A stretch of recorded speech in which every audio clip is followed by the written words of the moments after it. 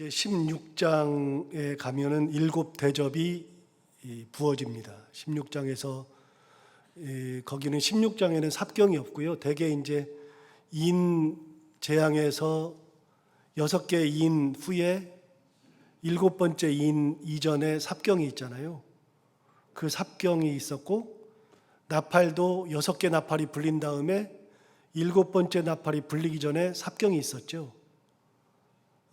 그리고 이제 7번째 나팔이 불린 다음에 7 대접이 나오기 전까지 11장부터 15장까지 아주 긴 삽경을 우리가 지나고 있습니다. 긴 삽경을. 그리고 16장에서 대접이 부어지는데 7 대접이 7 대접에서는 삽경이라는 것이 없습니다. 그것으로 끝입니다.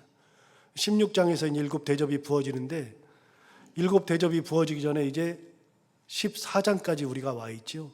그 사이에 삽경에서 참 많은 일들이 있었습니다. 근데 이제 삽경의 핵심은 뭐냐면 그동안 우리를 핍박했던 실체가 누구냐? 용과 그 바다에서 올라오고 땅에서 올라온 두 짐승.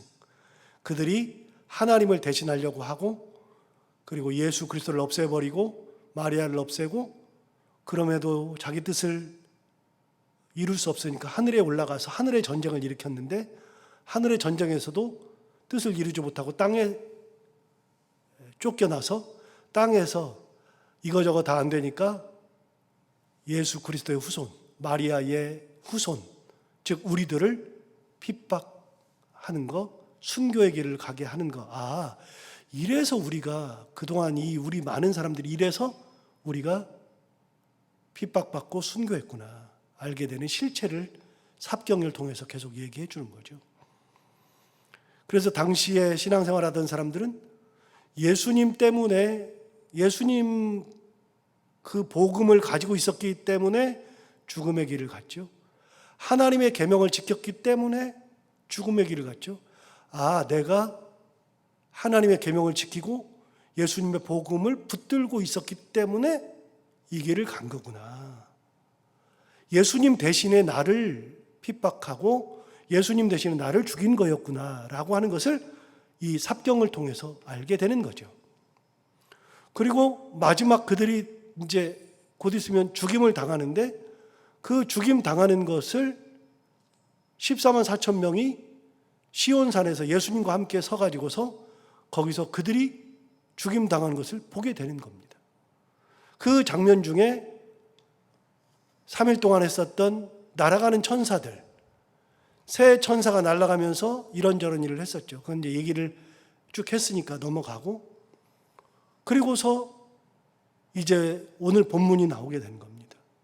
오늘 본문 나오기 전에도 삽경이 하나 있었습니다. 그게 어제 봤었던 13절이었죠. 13절에서 큰 음성이 나서 지금 이후로 주 안에서 죽는 자들은 복이 있도다.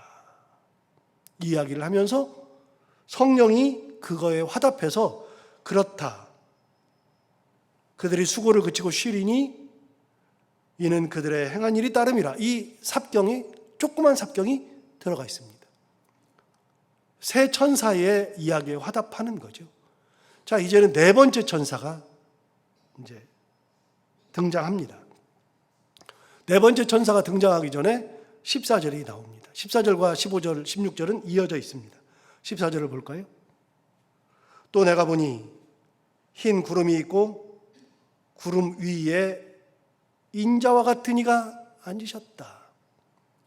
인자 같은 이가 구름 위에 앉으신 겁니다. 여러분, 인자 같은 이가 누구라 그랬죠? 언제 나왔죠? 1장에서 나왔습니다. 1장에서. 1장 가볼까요? 1장에 인자 같은 이가 이미 나왔습니다.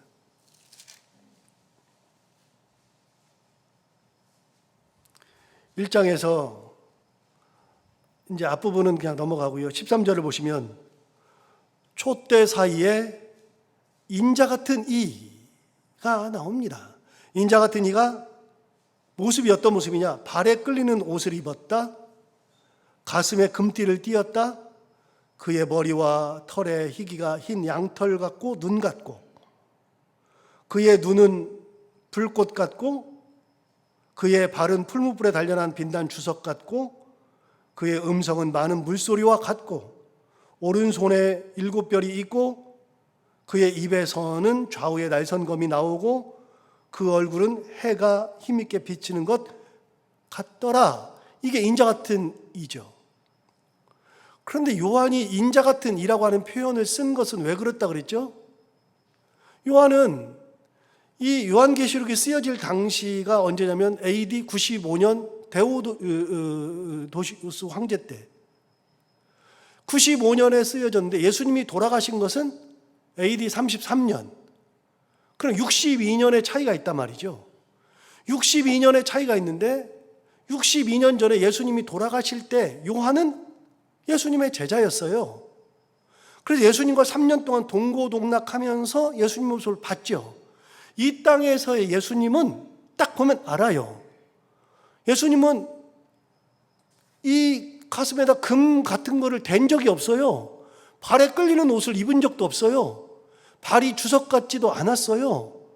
뭐 손에 뭘 들고 있지도 않았어요. 입에서 불이 나오지도 않아요. 예수님은 그런 모습을 가져본 적이 없어요. 이 땅 사는 동안에. 예수님이 이 땅 사는 동안에 발에 끌리는 옷은 무슨 발에 끌리는 옷이에요. 그냥 양치기 옷, 그냥 평범한 사람의 옷, 그런 옷을 입었고 들에서 자고 뭐 사람들과 섞여 살았고, 그런데 하늘에 올라가서 62년 만에 예수님을 딱 만났는데 저분이 분명히 예수님 맞아요. 인자예요. 그런데 옛날에 62년 전 모습이 아니라 말이죠. 천국에서 만난 예수님은 요한이 한 번도 상상해 보지 못한 옷을 입고 머리를 하고 있고 화려하게 금으로 장식된 것을 입고 뭐 입에서 불이 나오고 이런 모습을 보니까 저분이 예수님인데, 인자인데, 그런데 분명히 인자인데 인자는 아니에요. 그래서 예수님이 62년 만에 저분은 맞긴 한데 아닌 것 같기도 하고, 그래서 인자 같은 이라는 표현을 썼다 그랬잖아요. 그런데 그 인자 같은 이가 또 나오는 겁니다, 오늘 본문에. 자, 본문 가볼까요? 14절에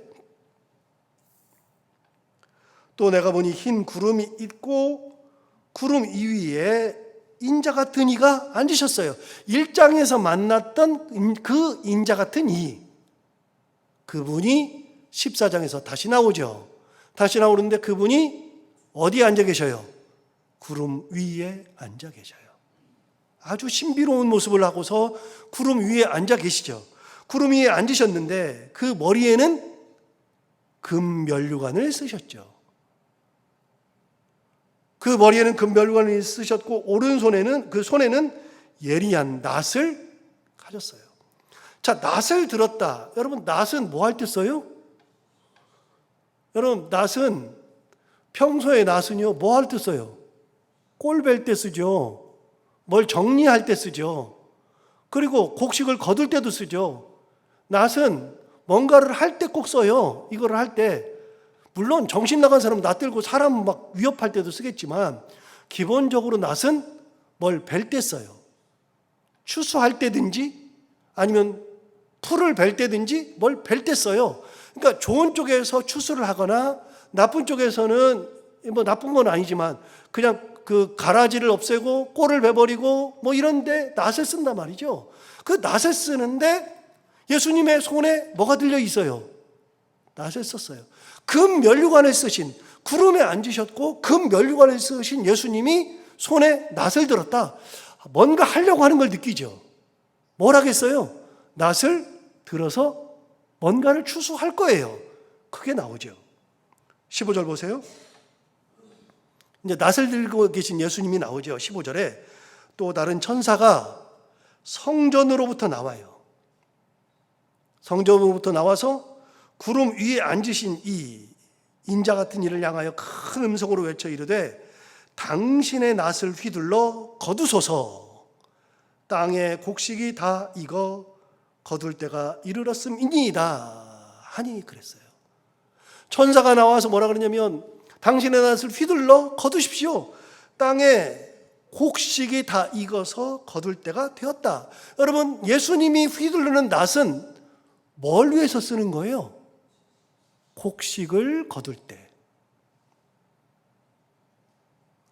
예수님의 낫은 풀 벨 때 쓰는 낫이 아니고요. 예수님의 낫은 뭐 할 때? 곡식 거둘 때. 여러분, 여기 보면 재밌는 표현이 아주 중요한 표현이 나와요. 다시 15절을 보시면 또 다른 전사가 성전으로부터 나와 구름 위에 앉으신 이를 향하여 큰 음성으로 외쳐 이르되 당신의 낫을 휘둘러 거두소서 땅의 곡식이 다 익어. 그 다음 뭐라고 돼 있어요? 거둘 때가 이르렀음이니이다. 낫을 댈 때가 됐다는 겁니다. 그런데 이거 한번 가볼까요? 마태복음 13장 한번 가볼까요?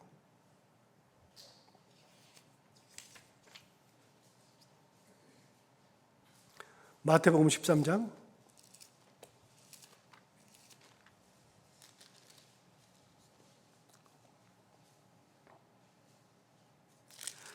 24절부터에 의하면 예수님이 비유를 말씀하십니다.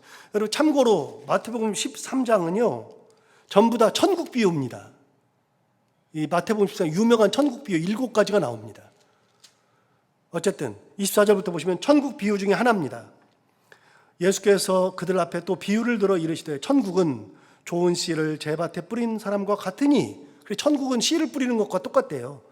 사람들이 잘 때 그 원수가 와서 곡식 가운데 가라지를 덧뿌리고 갔더니, 그래서 우리가 잘 아는 알곡과 가라지 비유입니다. 이게 알곡과 가라지 비유.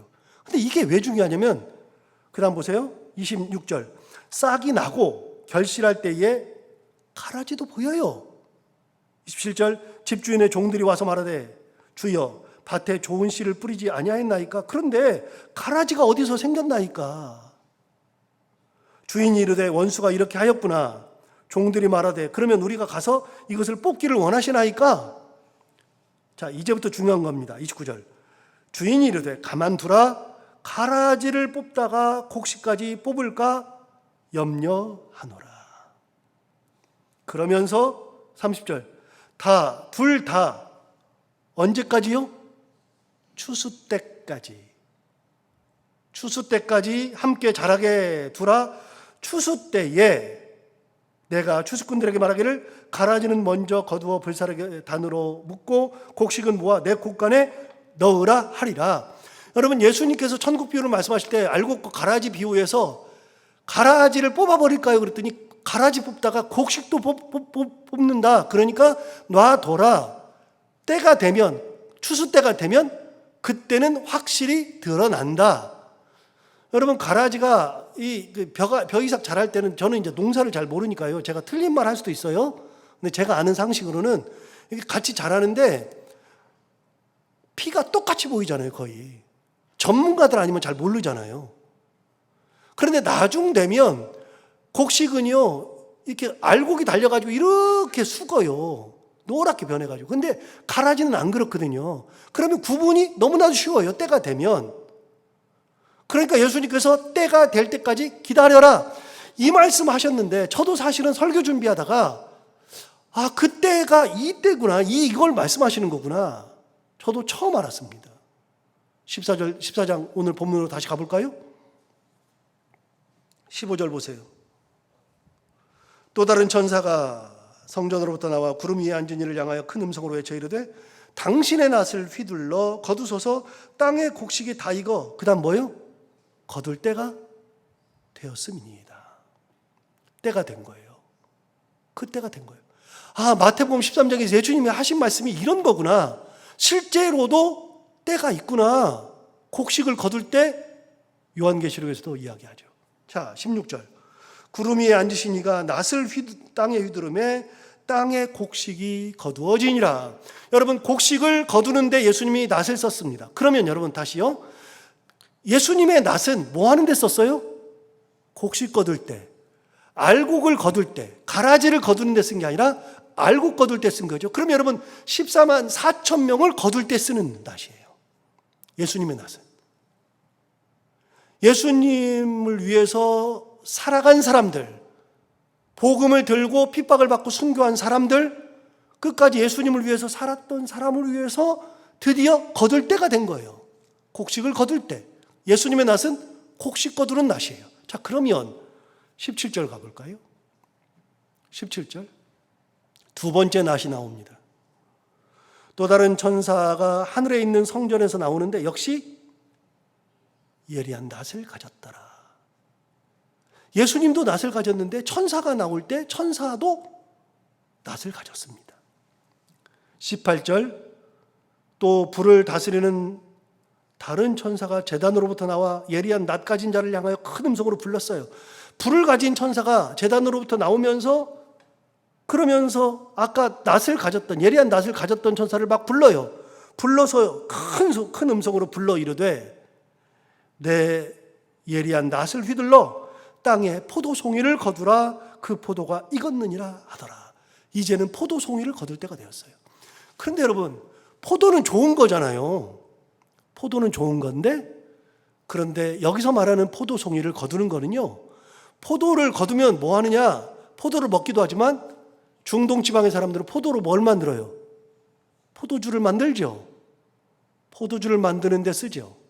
그래서 포도의 운명은요, 포도주 틀에 넣고 밟히는 거예요. 밟혀요. 그런데 이 포도가 밟히는 것을 좋은 의미도 되지만 항상 거의 나쁜 의미로 밟혀요. 죄인들을 밟을 때, 하나님을 부인하는 자들을 밟을 때, 이때 포도주 틀에 넣고 밟는 게 포도예요. 그래서 여기서 말하는 포도는 좋은, 우리가 말하는 그런 포도가 아니라 밟히는 포도. 밟히는 포도. 그래서 가라지를 수확하는 거예요. 예수님의 낫은 곡식을, 알곡을 수확하는 낫이고, 천사가 가지고 있는 낫은 가라지를 수확하는 낫이에요. 그러니까 예수님의 낫은 14만 4천 명, 그리고 천사의 낫은 666의 표를 받은 사람들, 하나님을 경외하지 않던 이들을 수확하기 위한 낫이에요. 달라요. 그렇게 해서 포도가 익었대요. 자, 19절 보세요. 이렇게 말해요. 천사가 낫을 땅에 휘둘러 땅에 포도를 거두어, 그 다음 뭐라 그러냐면 하나님의 진노의 큰 포도주 틀에 던졌어요. 포도의 운명은 뭐라고요? 밟히는 거라 그랬잖아요. 근데 진노의 큰 포도주 틀. 진노의 포도주 나왔네. 8절 한번 볼까요? 8절. 8절을 보시면 이미 설명했어요. 또 다른 천사 곧 둘째가 그들을 따라 말하되 무너졌도다 무너졌도다 큰 성 바벨론이여 모든 나라에게 그의 음욕으로 말미암아 진노의 포도주를 먹이던 자로다. 이게 이미 나왔어요. 진노의 포도주. 9절 계속해서 보시면 또 다른 천사 곧 셋째가 그들을 따라 큰 음성으로 이르되 만일 누구든지 짐승과 그의 우상에게 경배하고 이마에나 손에 표를 받으면 그도 하나님의 진노의 포도주를 마신다. 여러분, 진노의 포도주를 마시는데 그 다음 설명했어요. 그 진노의 잔에 섞인 것이 없이 부은 포도주, 하나님의 은혜와 긍휼과 사랑도 없이 그냥 진노만 가득한 포도주를 마시게 될 거다. 이게 진노의 포도주예요. 그런데 그걸 만드는 틀, 자 19절에 보시면 천사가 낫을 땅에 휘둘러 땅에 포도를 거두어 하나님의 진노의 큰 포도주 틀에 던졌어요. 20절, 성 밖에서 그 틀이 뭐 했어요? 밟혔어요. 밟혔어요. 자, 그러면 여기까지 보고 이제 예수 그리스도는 곡식을 거두고요, 천사는 666의 표를 받은 포도를 거두어서 진노의 포도주 틀에 넣어가지고 밟아요. 이들을 으깨버려요. 이제는 끝이에요, 이들이. 그런데 몇 번 말씀드리지만 요한계시록은 그냥 뭐 뜬구름 잡는 얘기가 아니고 미래에 뭐 무슨 얘기가 막 일어나는 거 아니고, 그러니까 세대주의적 해석이 가장 경계해야 되는 해석이라고 그랬잖아요. 그 시대에 맞는 해석을 해요. 계시록을 갖다 그 시대에 맞는 걸 딱 갖다 놓고 해석을 해요. 그러니까 지금 얼마 있지 않으면 재림이 온대. 그래서 재림하는 걸 계산해 보면 1260일을 꼭 더한다 그랬잖아요. 그래서 누가 뭐 감옥을 갔다 왔어요. 교주가 감옥 갔다 오면 갔다 온 날 기준으로 해서 1260일 지나면 재림이 온대. 그게 자기식으로 세대주의적으로 해석을 해요. 그리고 666 그러니까 짐승의 표를 받는다 그러니까 요즘도 가장 많이 드는 해석이 뭐냐면 바코드 찍으면 이거는 짐승의 표래요. QR코드가 짐승의 표래. EU, 유럽 공동체가 10나라로 시작했거든요. 이미 짐승 나왔지만 이 머리가 열이잖아요. 그 머리가 열이면 무조건 짐승이라 그랬잖아요. 그러니까 열이니까 EU, 유럽 연합 국가가 10나라로 시작했네? 지금은 16개인가 그래요. 여러분, 요한계시록은 뜬구름 잡는 얘기가 아니라 그랬잖아요. 지금 시대에 막 갖다가 붙여가지고 해석하는 게 아니라 그랬잖아요. 그러니까 지들 마음대로 해석하니까 두 증인이 나오고 백마탄 두 증인이 나오니까 박태선과 문선명이 두 증인이래요. 자기가 두 감람나무래요. 이거 말도 안 되는 얘기를 하면서 지금도 자기가 감람나무라고 하는 사람들이 있어요. 세대주의적 해석은 말도 안 돼요. 그러면 이 해석은 뭐냐? 당대에 고난당하는 사람들이 딱 읽으면 무슨 얘기를 하는구나 다 안다 그랬잖아요. 이들이 아는 이유가 뭐예요? 구약 성경을 잘 아니까. 이미 요한계시록의 모든 환상이나 기적이나 이 모든 것들은 비유나 이런 것들은 전부 다 선지서에 다 나온 얘기예요.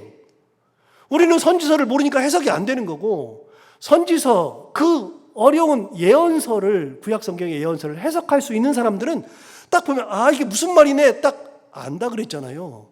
자, 이쯤 하고 요엘서를 한번 가볼까요? 요엘을 가보면 다니엘 다음에 호세아 다음에 요엘이에요. 자, 그러면 제가 가지고 있는 성경으로 구약 성경 1273페이지 요엘 3장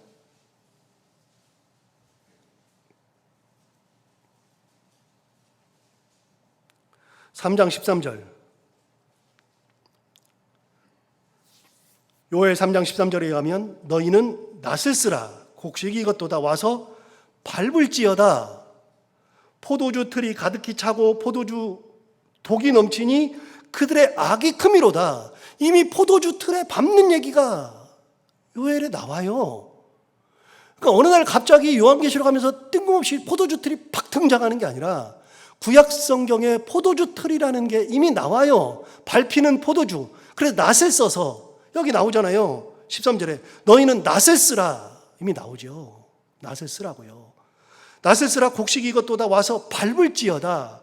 포도주 틀이 가득히 차고 포도주 독이 넘치니 그들의 악이 크미로다. 그래서 악한 존재를 밟아 없앨 때 포도주 틀이라는 비유를 쓴 거예요. 이미 요엘에 나왔죠. 그러니까 요한계시록 15장에 14장에 있는 이 말씀은 이미 진노의 포도주라고 하는 거는 이미 다 아는 얘기예요. 우리만 모르지. 근데 그 진노의 포도주가 요한계시록에 보면 몇 번이 나와요. 몇 번이. 그래서 우리는 어렵지만 그들은 쉬웠다. 이 글을 읽는 그들은 굉장히 쉬웠다. 자, 그러니까 포도주 틀 나오면 진노랑 연결되고 그러면 밟히는 거예요. 그거는 다 알곡이 밟히는 게 아니라 가라지들이 밟히는 거예요. 가라지들이. 그래서 천사가 낫을 들어서 포도를 수확해서 포도주 틀에 넣어서 포도주 틀에서 밟혀요. 자, 19절 다시 볼까요? 천사가 낫을 땅에 휘둘러 땅에 포도를 거두어 하나님의 진노의 큰 포도주 틀에 던졌어요. 진노의 포도주 틀에 던짐에 성 밖에서 그 틀이 밟혀요. 자, 가라지들이 이제 밟혀요. 666을 받은 사람들이 밟혀요. 그들이 틀이 밟히니 틀에서 뭐가 나와요? 자, 20절 다시 봐요. 성 밖에서 그 틀이 밟히니 그 다음에요? 틀에서 뭐가 나와요? 피가 나와요. 포도주 틀이 밟히는데 무슨 피가 나와요? 그런데 피가 나오죠. 당연히 666 받은 사람들이 밟히는 거니까. 그 틀에서 피가 나서 그 다음 뭐라고 돼 있어요? 말 굴레까지 닿았고 1600 스타디온에 퍼졌더라. 자, 여기 잠깐 절 보세요. 포도주 틀을 밟았더니 피가 막 나왔어요. 포도주 틀에서 피가 막 나와요. 나오는데 그 피가 어디까지 닿았느냐? 말 굴레까지 닿았대요. 말 굴레가 어디예요? 굴레가? 이 머리에다가 이렇게 씌우는 거 있죠, 머리에. 이거 머리에다가 씌우고 거기다가 곱비를 딱 대잖아요. 말곱비를 머리에 씌우는 게 이게 굴레예요. 말이 딱 서 있으면 머리까지 포도주에 밟혀서 피가 찬 거예요. 그럼 여러분 말이 성마가 되면 그 말이 대충 굴레까지가 몇 미터냐? 1.5m예요. 그러면 그 포도주 틀에 밟혔던 그들의 피가 어디까지 올라왔어요? 1.5m가 올라온 거예요. 그런데 두 번째, 1600 스타디온에 퍼졌더라 그랬어요. 여러분 1600 스타디온 그랬는데 여러분 스타디온 2번을 거기에 스타디온 앞에 2라고 써 있어요? 2라고 써 있는 거 보면 밑에 가면 뭐라고 돼 있어요? 192m. 여러분 대충 계산은 안 해봤고요. 저는 계산은 안 해봤고 영어 성경에 보니까 이게 어느 정도인지를 계산해 놨어요. 1600 스타디온이 어느 정도 되느냐? 300km예요. 300km. 그럼 여러분 생각해 봐요. 그 피가 1.5m짜리가 피가 1.5m인데 그게 300km예요. 300km. 얼마나 많이 퍼졌어요? 우연찮게 계산해 보면 우리가 이스라엘을 이야기할 때 이스라엘, 우리나라는 백두에서 한라까지라 그랬잖아요. 이스라엘은 뭐라 그랬죠? 단에서 브엘셰바까지. 이스라엘 얘기할 때는 항상 단에서 브엘셰바까지. 이게 이스라엘의 경계예요. 근데 단에서 브엘셰바까지가 몇 킬로냐? 300km예요. 그게. 그런데 그 300km를 1.5m의 피가 가득 채우고 있는 거예요. 누구의 피죠? 666을 받은 그들의 피. 진노의 포도주 틀에 밟혀서 밟힌 그들. 아니 그동안 순교한 사람들이 피를 흘리고 죽어갔네. 그들이 억울한 피를 흘리면서 예수 그리스도 복음을 들고 있다가 하나님의 계명을 지키고 있다가 그들이 피를 흘리고 죽어갔는데 그들이 피를 흘린 것 같았는데 요한이 보니까 천상에서 보니까 천사가 낫을 휘둘러서 그들을 다 곡식 가라지를 다 모아서 포도주 틀에 넣고서 밟기 시작했는데 그 밟은 것이 1.5m 높이에 300km까지 되는 어마어마한 피가 그렇게 이어져 있더라. 나중 보니까 요한이 딱 보니까 깨달은 거예요. 아, 이제는 저들의 피가 가득한 세상이 오는구나. 우리가 피 흘려 죽은 사람들의 그 억울한 피가 있었던 것 같았는데 이들은 한꺼번에 때가 되니까 다 모아가지고 우리는 여기서 죽고 저기서 죽고 산발적으로 죽어가는 사람들, 예수님 은혜, 하나님 사랑 그거 가지고 있다가 여기서도 죽고 저기서도 죽고 그렇게 죽어갔는데 요한이 보니까 그들은 어느 날 갑자기 때가 되니까 한 목에 다 거두어가지고 틀에 딱 놓고 밟혀서 죽는데 그들의 피가 15m짜리 300km 이렇게 흐르는 거구나. 아, 때가 바뀌었구나. 때가 되니까 바뀌는 거구나. 그거를 환상으로 보는 거예요. 아, 땅이 이제는 끝날 때가 돼. 이들의 모든 것들이 끝날 때가 1260일이 다 지났구나. 요거를 요한이 본 거예요. 자, 이게 요한이 보는 이제 거의 천상에서의 이들이 죽기 전에 마지막 모습이에요. 그래서 그들은 아직도 밟히지 않으니까 자기들은 아무 일이 없는 것 같아. 근데 요한이 보니까 이미 밟혔어. 우리 그런 거 있잖아요. 애들이 공부를 안 하면 아이고 네 인생 뻔하다. 보인다 보여. 그러죠. 애들이 맨날 사고치고 다니면 네 인생 뻔하지. 네 앞날이 보인다. 여러분 보아서 보여요? 그냥 보이는 거지. 그런데 요한이 보는 거예요. 그 인생의 끝을 보는 거예요. 지금은 자기들이 잘난 것 같고 대단한 것 같고 그러는데 저들의 인생은 포도주 틀에 밟히는 인생이구나 보는 거죠. 자, 오늘 말씀 다시 한번 새기면서 오늘 하루 동안에도 이걸 다시 묵상하고 하나님의 은혜가 때가 되면 이렇게 우리에게 오는구나 다시 한번 생각하고 은혜 가운데 살아가는 우리 모두가 다 되기를 바랍니다. 하나님 아버지 감사합니다. 오늘도 귀한 말씀 우리를 깨우쳐 주시고 은혜 주시고 이것이 세상의 마지막 때구나라는 것을 또 알게 해주셔서 감사합니다. 계시록을 계속 공부하고 설교를 들으면서 진짜 뜬구름 잡는 얘기가 아니라 당대의 사람들에게는 살아있는 이야기요.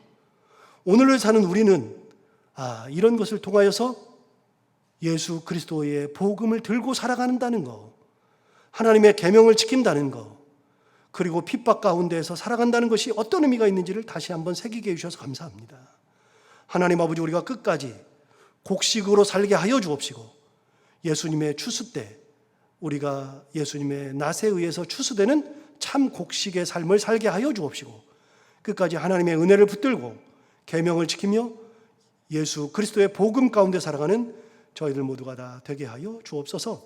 하나님 아버지, 오늘도 이 귀한 말씀을 하루 종일 묵상하면서 되새기면서 하나님의 은혜에 감사하며 살아가는 귀한 하루가 되게 하여 주옵시고, 오늘도 여러 가지 기도 제목을 가지고 나온 사랑하는 모든 분들 기도 가운데 함께 하시고 그 기도를 들어 응답하셔서 돌아갈 때에는 응답받고 돌아가는 시간 되게 하여 주옵시고, 오늘도 우리가 해야 되는 것들 하나님의 은혜 가운데 기쁨으로 잘 감당하게 하시고 만나는 사람들과 함께 웃고 행복한 하루를 보내게 하여 주옵소서. 감사하며 예수님 이름으로 기도하옵나이다.